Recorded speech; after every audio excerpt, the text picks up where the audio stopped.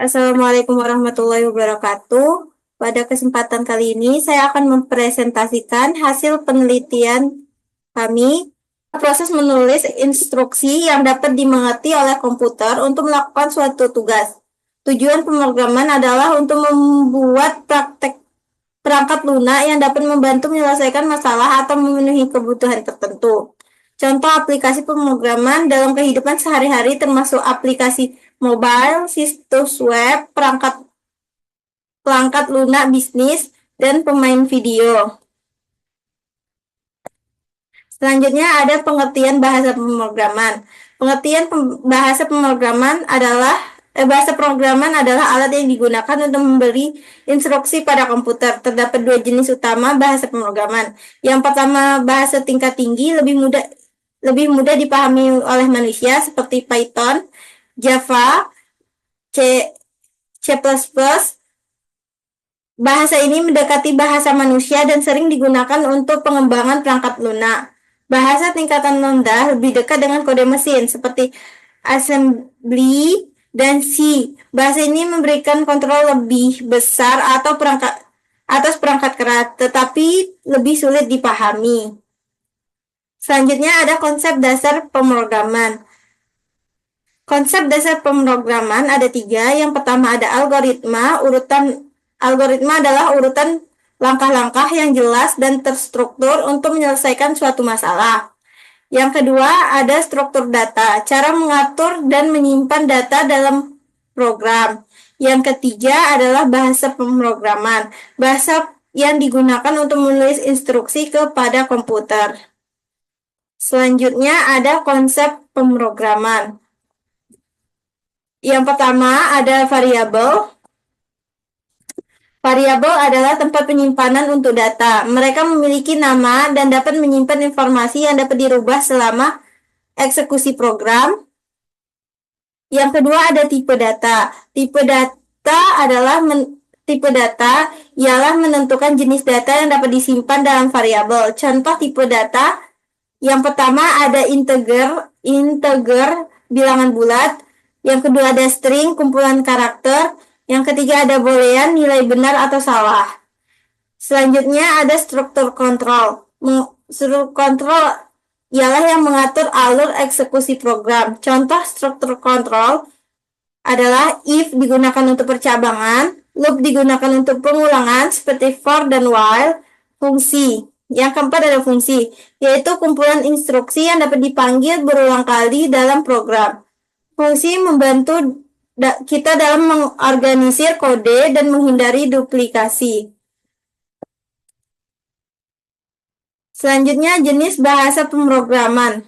Jenis bahasa pemrograman ada tiga. Yang pertama bahasa tingkat tinggi, yaitu bahasa yang dirancang untuk mudah dipahami oleh manusia dan memiliki sintaks yang lebih dekat dengan bahasa alami. Contoh Python, yaitu sederhana dan fleksibel, sangat baik untuk pemula.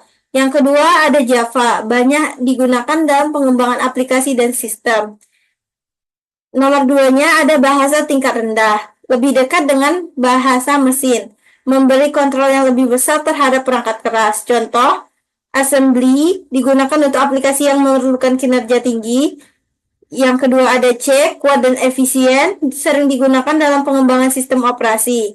Yang ketiga, bahasa scripting, digunakan untuk otomatisasi tugas dan pemrograman web. Contohnya, JavaScript, bahasa utama untuk pengembangan web interaktif. Bash digunakan untuk scripting dalam lingkungan Unix atau Linux. Dan ada struktur kontrol dan perulangan. Yang pertama, percabangan, yaitu menggunakan pernyataan if dan else untuk menjalankan kode tertentu berdasarkan kondisi tertentu. Yang kedua, ada perulangan, yaitu menggunakan pernyataan for atau while untuk menjalankan kode beberapa kali. Selanjutnya akan dijelaskan oleh teman saya. Untuk Ulan dipersilahkan. Kemudian ada jenis-jenis pemrograman. Yang pertama itu ada pemrograman prosedural, yang dimana pemrograman ini berfokus pada rangkaian instruksi untuk mengeksekusi tugas secara berurutan. Kedua, berorientasi objek atau disebut OOP, yang dimana ini pemrograman yang berfokus pada konsep objek yang menggabungkan data dan metode dalam satu kesatuan. Ketiga, pemrograman fungsional. Ini berfokus pada penggunaan fungsi sebagai elemen utama dalam pemrograman.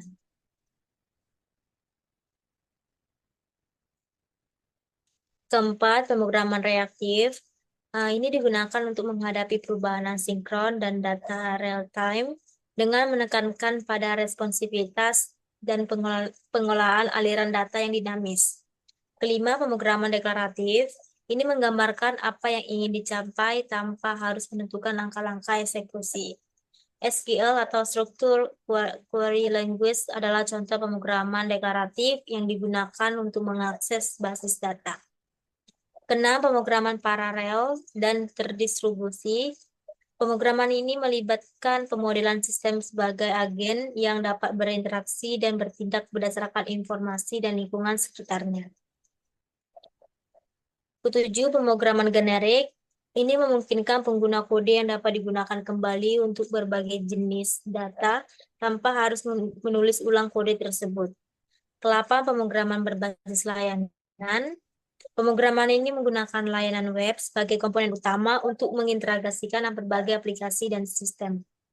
9. Pemrograman berbasis komponen. Ini mengorganisasikan perangkat lunak dalam bentuk komponen yang dapat digunakan kembali, sehingga memudahkan pengembangan, pemeliharaan, dan skalabilitas. 10. Ada pemrograman logika, yang mana pemrograman ini berfokus pada pernyataan logika dan aturan untuk menyelesaikan masalah. Dan yang ke-11 itu pemrograman berbasis agen, yang mana pemrograman ini melibatkan pemodelan sistem sebagai agen yang dapat berinteraksi dan bertindak berdasarkan informasi dan lingkungan sekitarnya. Kemudian ada struktur data array, yang dimana struktur data array itu merupakan kumpulan data yang memiliki tipe data yang sama dan diakses dengan indeks. Adapun juga list, yang mana ini kumpulan data yang terurut dan dapat diubah, diakses dengan indeks atau iterator.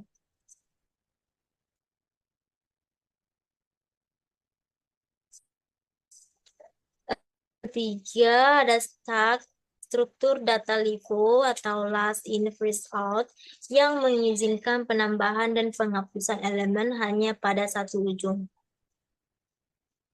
Keempat ada QE, yaitu struktur data FIFO atau first in first out yang mengizinkan penambahan elemen pada satu ujung dan penghapusan elemen pada ujung yang lainnya.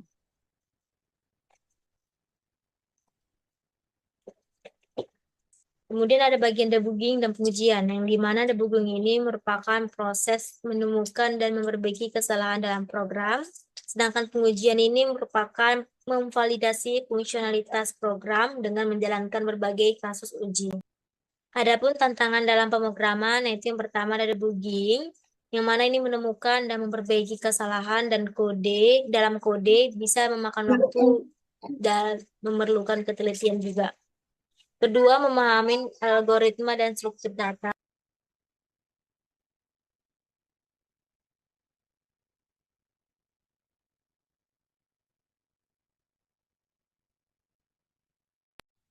Kedua, memahami algoritma dan struktur data.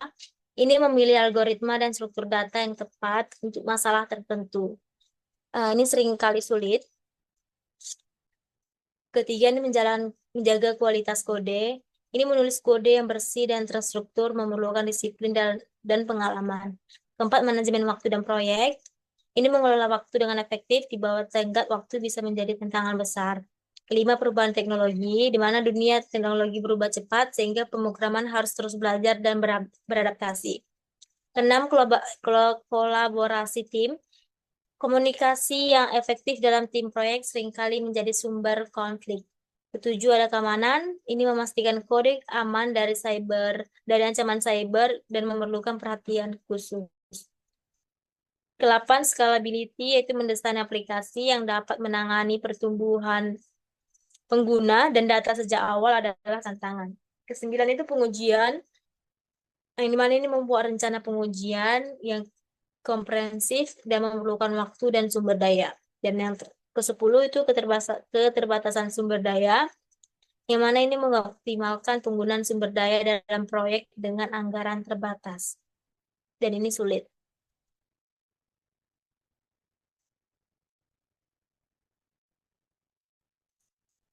Adapun contoh program sederhananya dapat dilihat bahwa di samping ini tuh bahasa pemrograman sederhana yaitu menggunakan Python.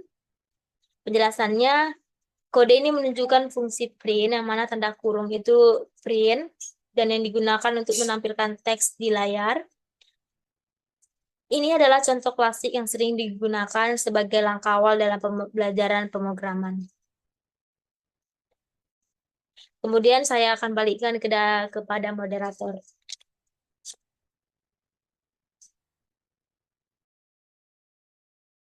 Eh, Terima kasih untuk Ulan karena telah menjelaskan. Sekian presentasi dari kami. Lebih kurangnya kami mohon maaf.